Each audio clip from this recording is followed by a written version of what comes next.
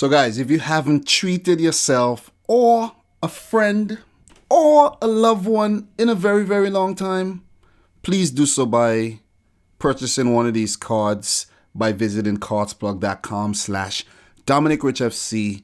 Use your coupon code dominicrichfc to get yourself 20% off. All the links would be in the description box down below. Trust me, you won't regret it because I never regretted getting this baby over here. So let me put it back on the wall and get with this review because it's gonna be fire. Okay. I promise not to do any more of those fire things because my friend Hilal bin Eli Moody said in the last video where I dropped like maybe 25 to 50 fire bombs in the video because it was a fire video and I actually wore 25 different jersey to commemorate Liverpool's 25 points ahead of City, which is my team. I had fun doing it. You gotta be entertaining on YouTube. You gotta have fun. That's part of the whole process.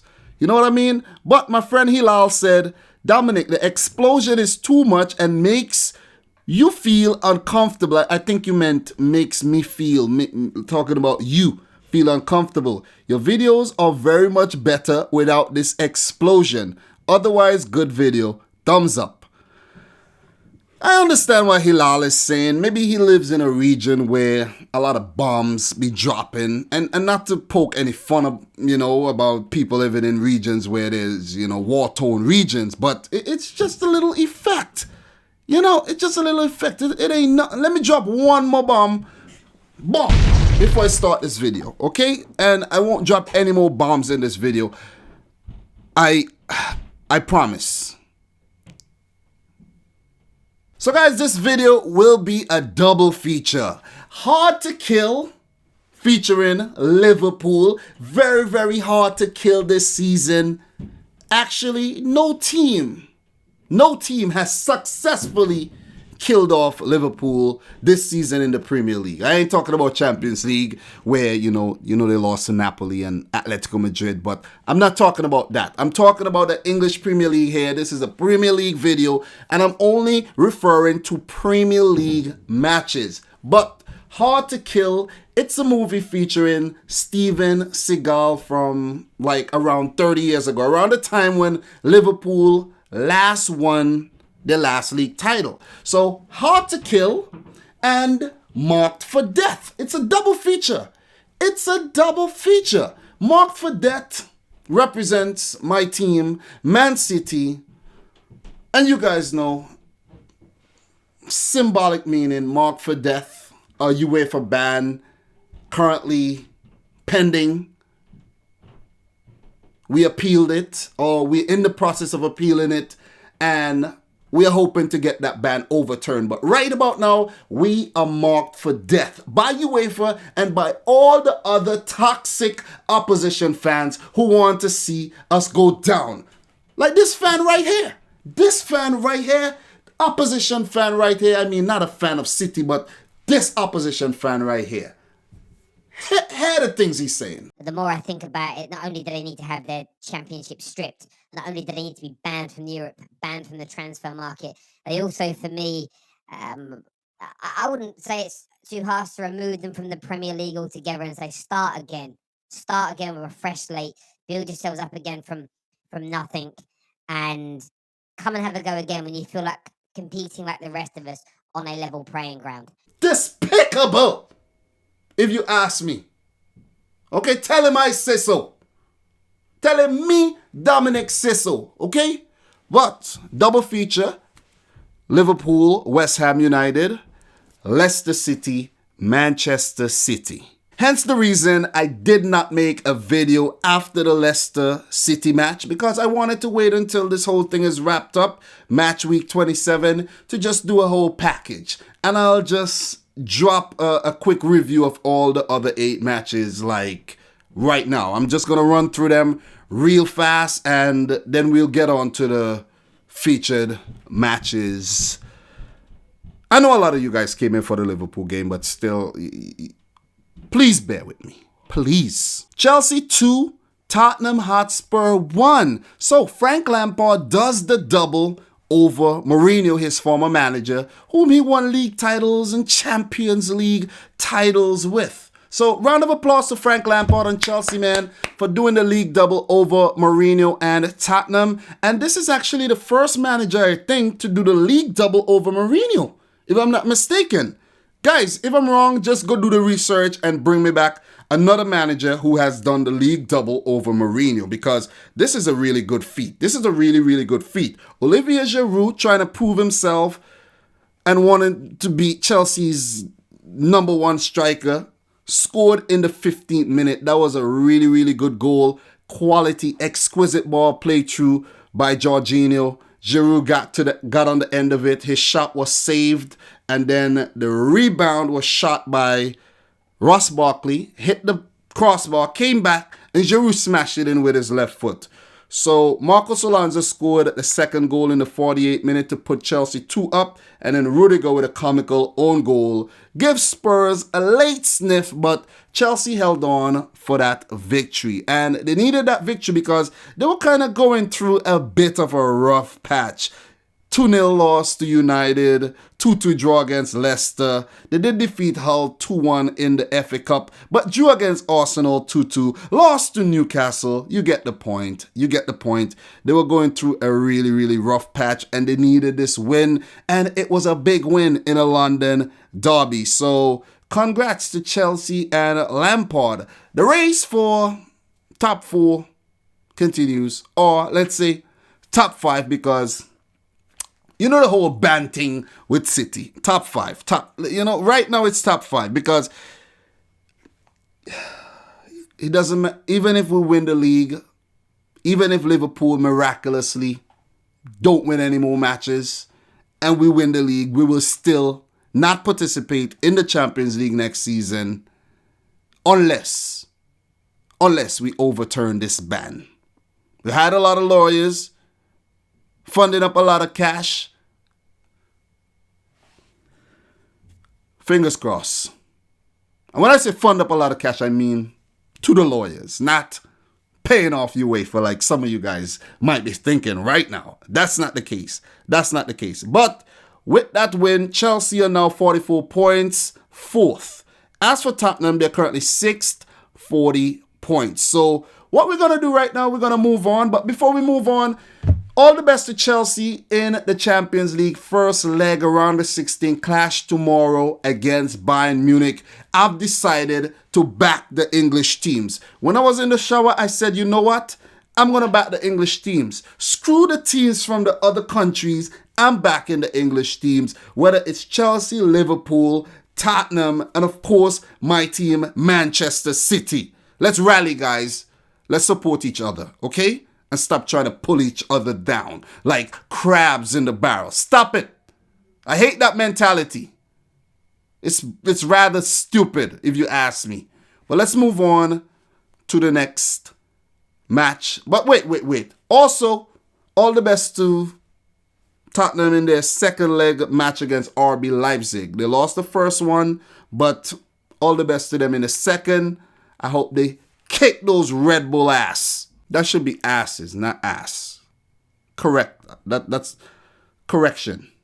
And I would have dropped a bomb right there, but Mr. Hilal is crying and I know he's going to watch this video, so I won't drop the bomb. But wait. Before I move on to the next fixture, guys, I actually did a few reaction to these matches, so feel free to go and check them out. I don't have to explain every single moment in these games, but I did a few reaction. There was a big VAR moment involving Giovanni Lo Celso where they missed the red card. He should have been sent off for stamping into Azpilicueta's leg, but they missed it, and later on they admitted it. So let us move on now.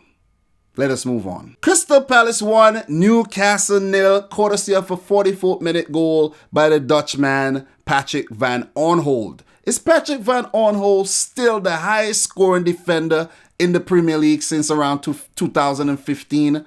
Maybe he is. But big win for Crystal Palace. Newcastle, man, you're lapsing. You're slacking. You have been rather inconsistent this season. but I think you guys will be all right. You guys will still be safe. So with this, I didn't watch this game, by the way. I did see the Tottenham-Chelsea match, but I didn't see this one. So Crystal Palace are now 13th with 33 points. Newcastle 14th, 31 points. So this win put Palace over Newcastle. So congratulations to the Eagles. Burnley 3, Bournemouth 0. And after somewhat of a revival, it seems like Bournemouth are sinking again. So Burnley, they've been going through a really, really good patch of form, and they pick up another really, really important win here. Matej Vydra with a 53rd minute goal. He is now scoring in back-to-back matches. So congratulations to the young man. He deserves it. He has hardly been involved for Burnley this season. So he's now popping up with back-to-back goals after the injury sustained by Chris Wood and Ashley Barnes. So you see, even if you're fourth in the pecking order, even behind J. Rodriguez, you still pop up with the goods. The aforementioned Rodriguez scored in the 61st minute and Dwight McNeil in the 87th. So I think there was some VAR drama in this game. Some goals disallowed for Bournemouth. I didn't watch the game, so I'm not really going to get too much into it. So Ricky Grimshaw, if you're watching this video right now, you're a Bournemouth fan, shed some light on this thing in the comment section down below for me, please. And hard luck to your team. Right now, Burnley are now 10th, 37 points. So they're pretty much safe and they will be in the Premier League next season. Bournemouth, on the other hand, are not so sure. They're 16th, 26 points. Right now, 2 points above the drop zone. So better luck next time, Bournemouth. But Burnley currently in very good form. And when I say good form, I mean a 3-0 win against Bournemouth, a 2-1 win against Southampton, 0-0 draw to Arsenal. They did lose in the FA Cup to Norwich, but they did defeat Man United, defeated Leicester, lost to Chelsea. But these are some good results they picked up in their last 5 or 6 matches or so. So, way to go, Burnley. That was kind of corny, but still, I tried.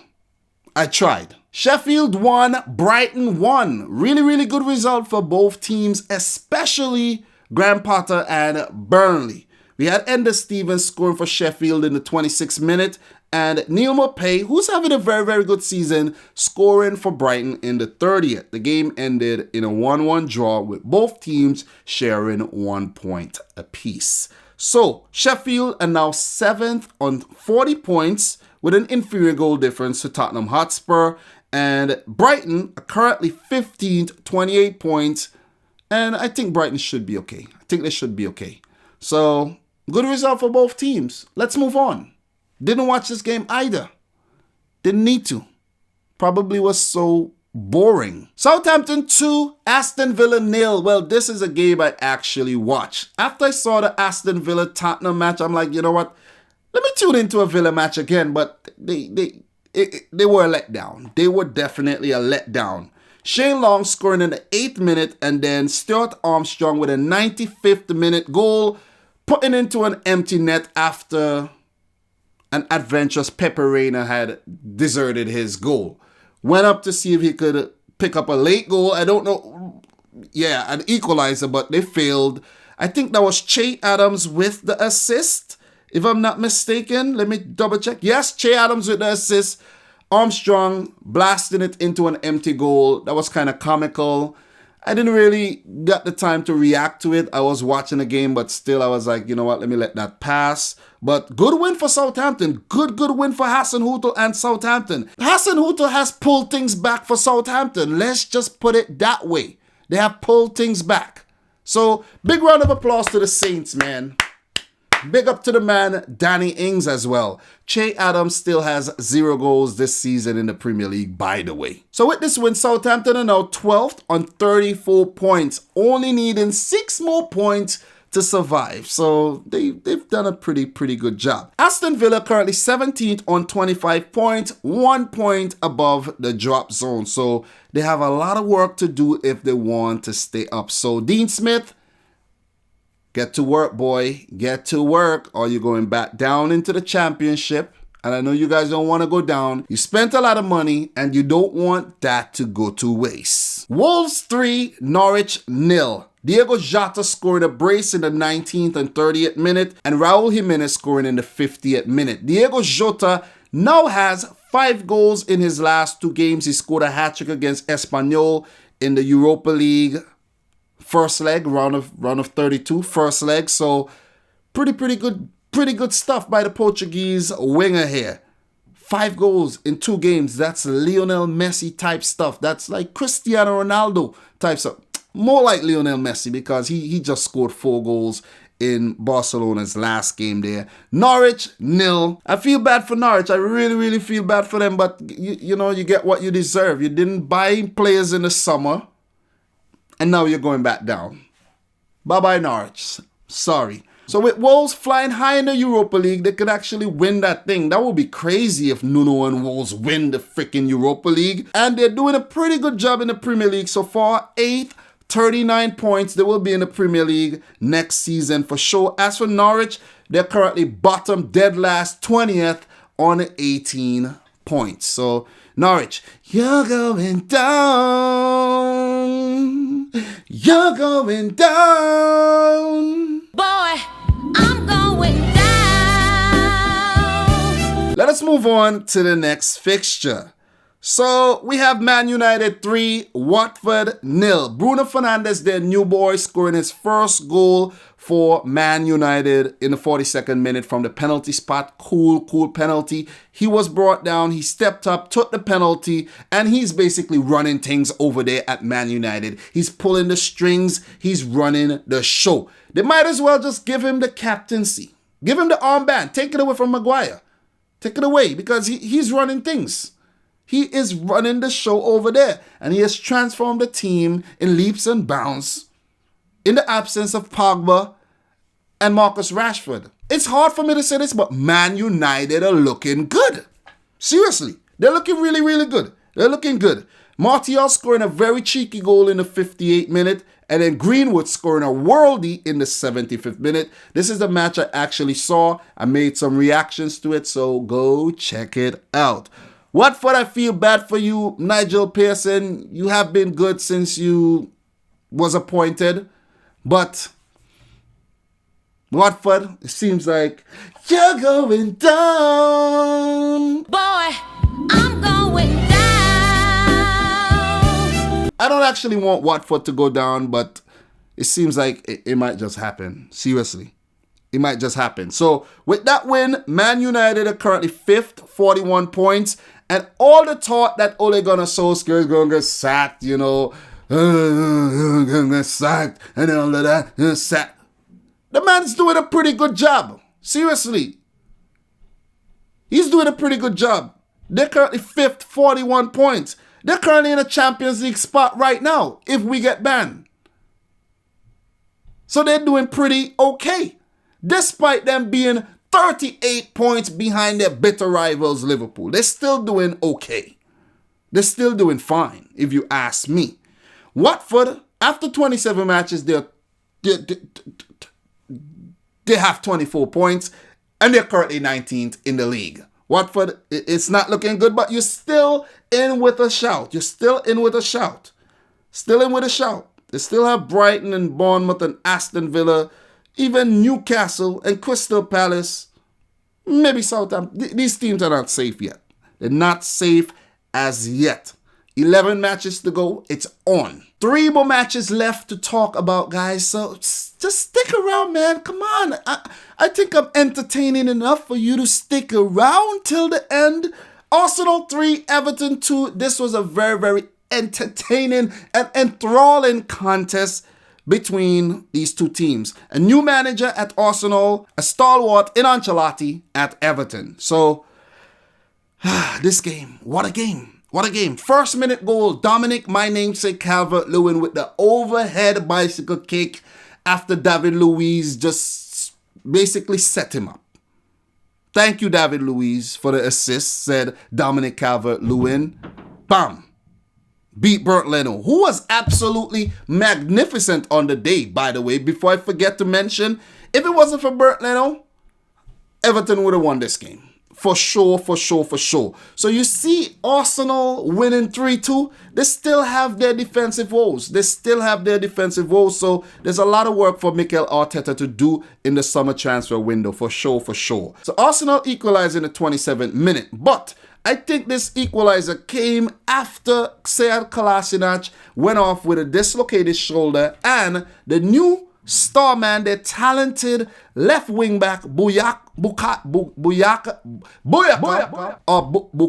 Saka came on and beautifully set up Mr. Eddie Nketiah for this might have been his first or second Premier League goal this season, or I don't know.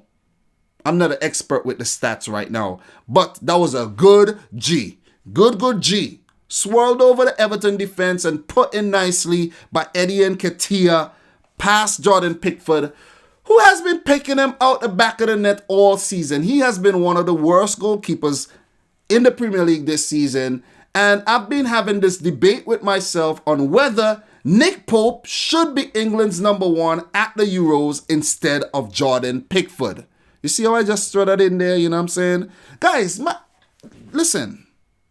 My analyst game is on level above the frame.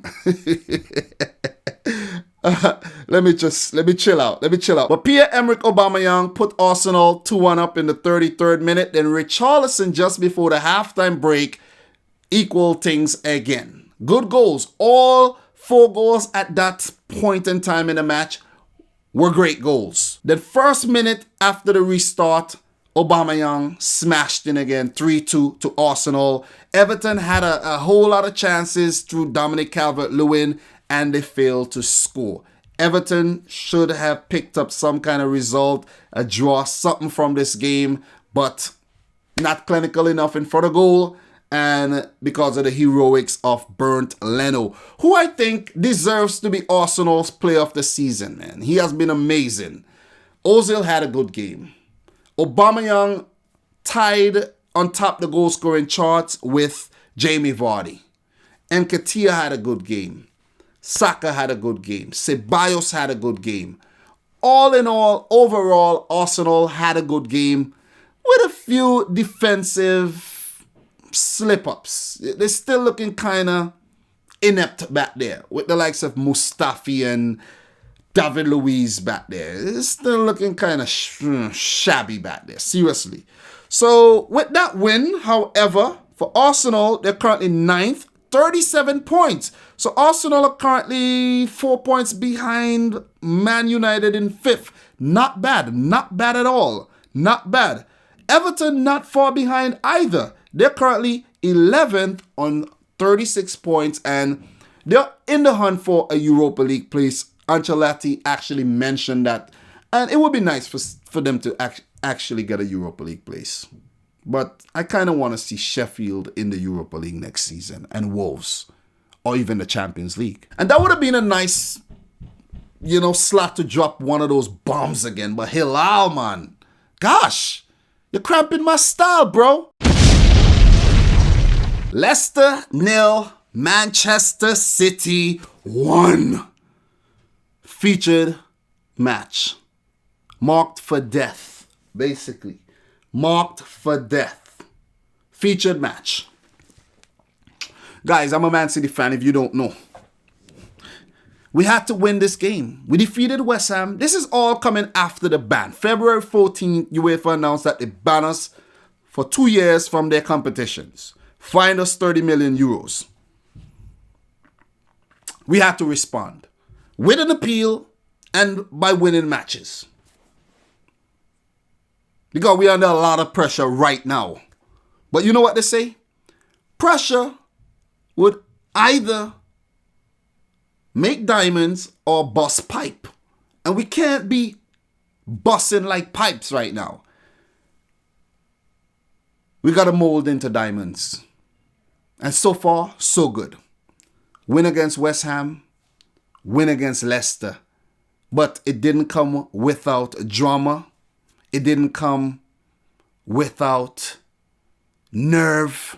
It was just a very, very, very testing game. Let's just say that. It was a testing game. 1-0. 1-0. Very controversial game too. Vardy hit the post early. Nice ball played in by, I think that was Tielemans. Vardy slipped in behind Fernandinho and he was one-on-one with Edison. I guess let's give Edison the benefit of the doubt. He did enough to put him off and Vardy hit the post. Vardy has not scored since December, by the way. Leicester has been horrible in 2020, by the way. And now that I say that Leicester has been horrible in 2020, Arsenal has been great in 2020. I don't think Arsenal hasn't lost the game in 2020. So round of applause to Arsenal. But Leicester, man, you haven't been good in 2020. You've fallen off a bit in 2020, Leicester. Vardy, you fell off big time. 17 ahead of everybody else. And now you know people are catching up. Aubameyang is now level with you. So it's affecting the team. It's affecting the team because the goals are not coming. The other players are not stepping up with the goals. We had a few chances where Mara's shot was brilliantly saved by Schmeichel. And Gundogan had a really good chance in front of goal, but he scuffed his shot. Maddison tested Edison with a brilliant free kick. And then just before the halftime break, we had a little bit of drama. Edison took out Iheanacho, the former Manchester City striker. After the ball was played over, Edison got to the ball first and then wiped out Iheanacho, who basically, it ended his game. It ended his game because I think he got subbed off in the second half or something like that. I don't know. I can't remember if it was immediately, but he got subbed off eventually. I think he got subbed off right away, if I'm not mistaken. But was that supposed to be a red card? A lot of people are saying it should have been a red card or it should have been a penalty. But none was given. Not even a yellow card was given. Was that the right decision? To be honest, guys, I'm kind of in between on this one because it's hard to see. Edison is a goalkeeper, and you know they like to give the goalkeeper the area. Iheanacho came into the area. Edison got to the ball first, and with his follow-through, knocked Iheanacho out cold.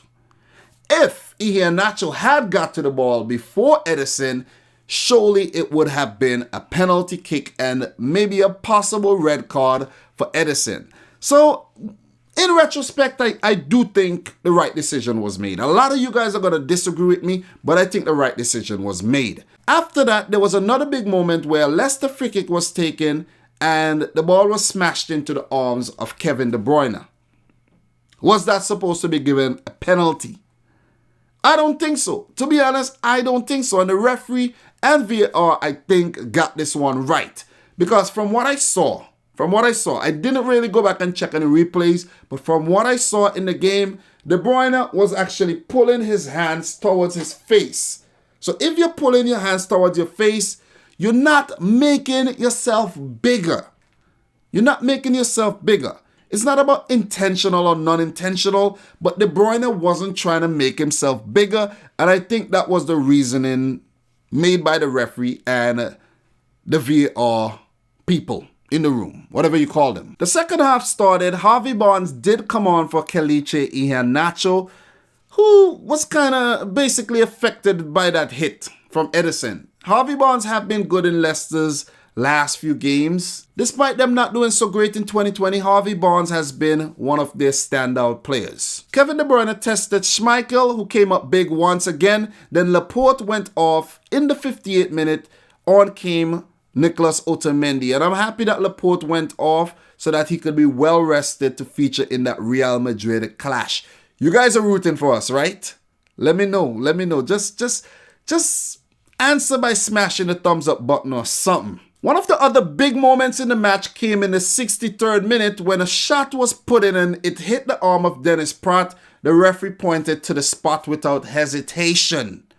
I can't recall if VAR was involved in that, but most likely, but the referee, if I could recall, VAR was definitely involved just to make sure that the on-field referee didn't get it wrong. Pointed to the spot And some may argue that it wasn't a penalty. They were saying, okay, if the De Bruyne one wasn't given, why give that one? You have to give that one because Dennis Pratt's arm was away from his body and not tucked in. So you have to give a penalty for that. But the thing is, Leicester fans would say it's poetic justice. Sergio Aguero stepped up and his penalty got saved by Kasper Schmeichel, who was having a hell of a game. That was City's, fifth penalty missed in about 7 or 8 taken. We have been horrible in terms of penalties this season. Horrible. We have been disgusting in terms of penalties this season. And hopefully it does not cost us a Champions League tie or Carabao Cup trophy or even advancement in the FA Cup. Keeping my fingers crossed here. We need to get our act together in terms of penalty taken. After that big Schmeichel save, Mahrez played in Sergio Aguero once again, and his shot was saved by Kasper Schmeichel once again. And I'm like, oh my God, we're going to drop points today again. We're going to drop points. But Pep Guardiola works some magic. And I have to commend Pep Guardiola for his masterclass. He took off Aguero. He's like, you know what? I'm going to try something here. I'm going to bring on Jesus, not Jesus. I'm going to bring on Jesus to try to save the day. And Jesus saved the day. He saved the day. He saved the day. Making up for his blunders in the West Ham game where he had a few chances. He did admit he had some chances and he messed them up.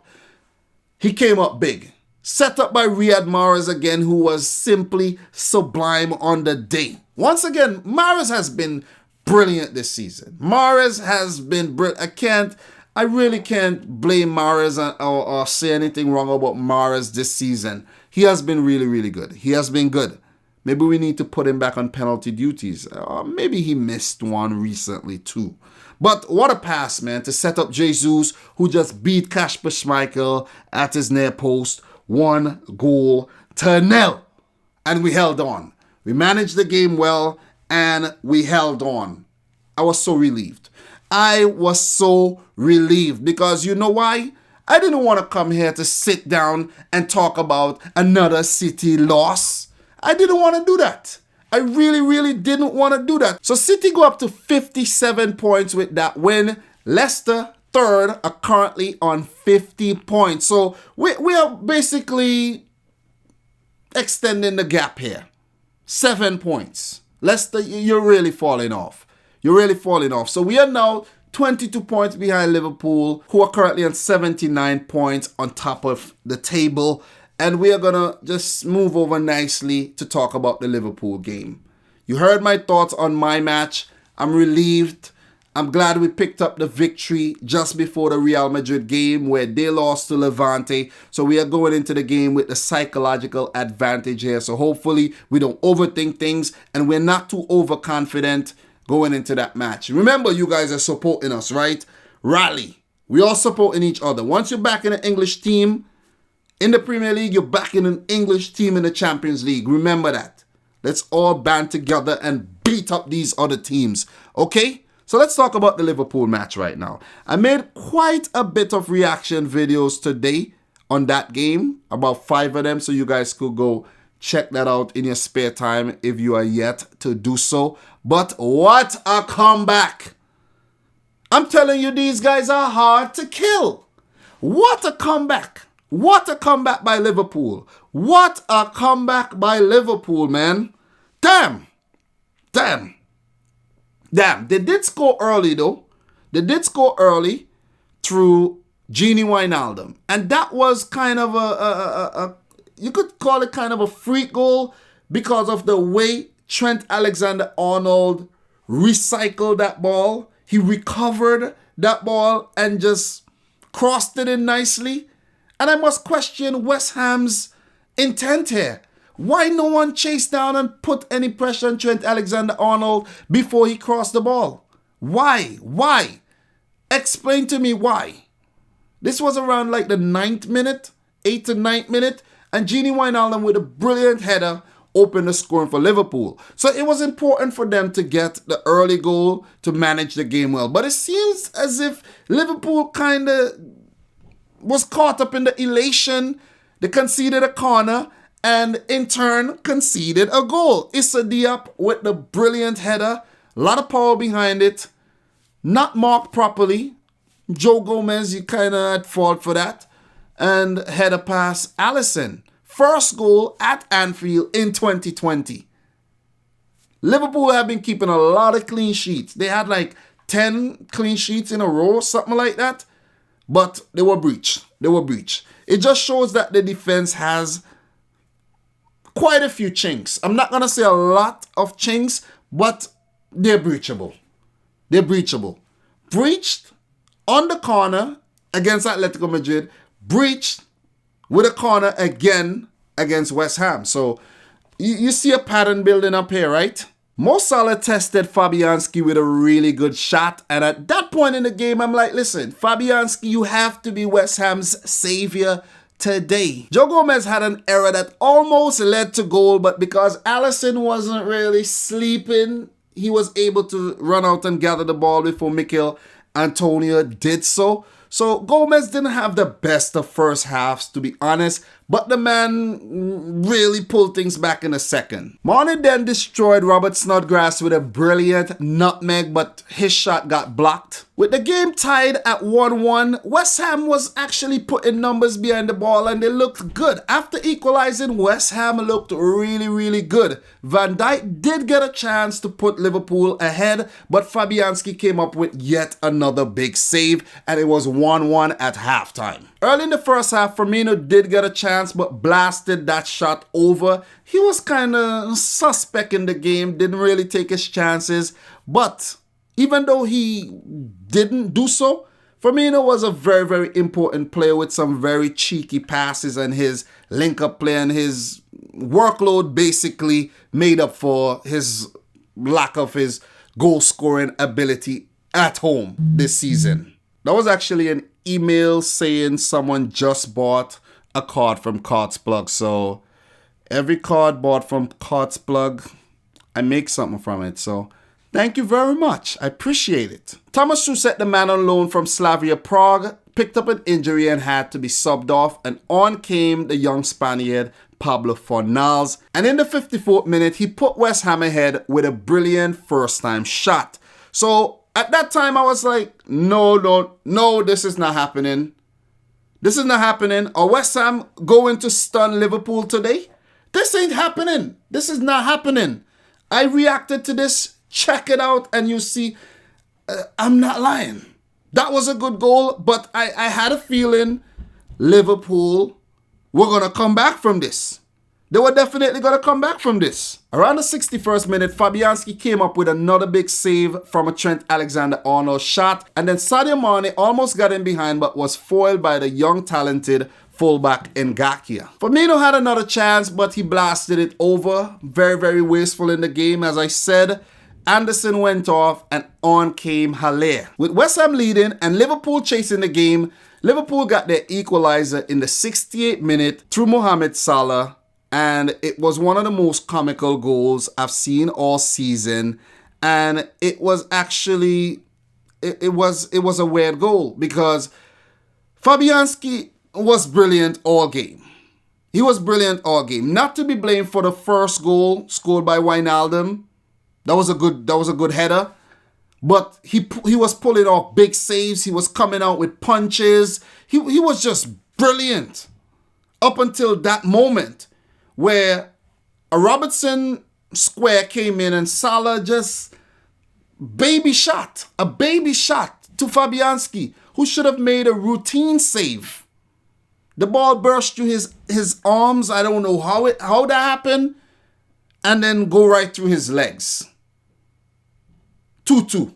Liverpool equalized, back in the game. And you know, when that happens, it's like sharks smelling blood in water. They're going to pounce and they're going to kill. Mikel Antonio almost got in behind, but I think he would have been marginally offside if he would have scored.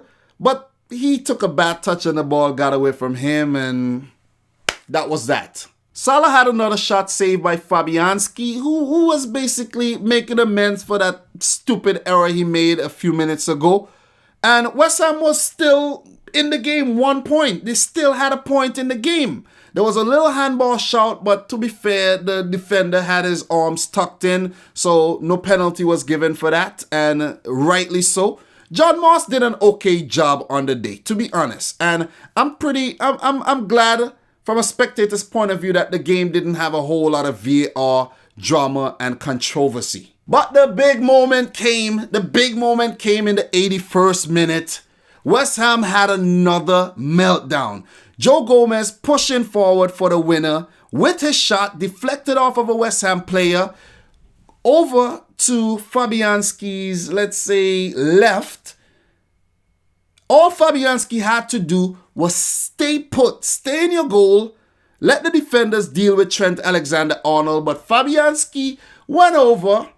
Alexander-Arnold got to the ball first, then chipped it over him, and the fact that the defenders were drawn to the ball like a moth to a flame, no one was left marking Sadio Mane at the far post, who tapped in for an easy goal, which proved to be the winner. Ultimately, it was the winner. Sadio Mane, Africa's Player of the Year 2019. Sadio, his name is Sadio, but he makes the Liverpool fans so happy with the goal again.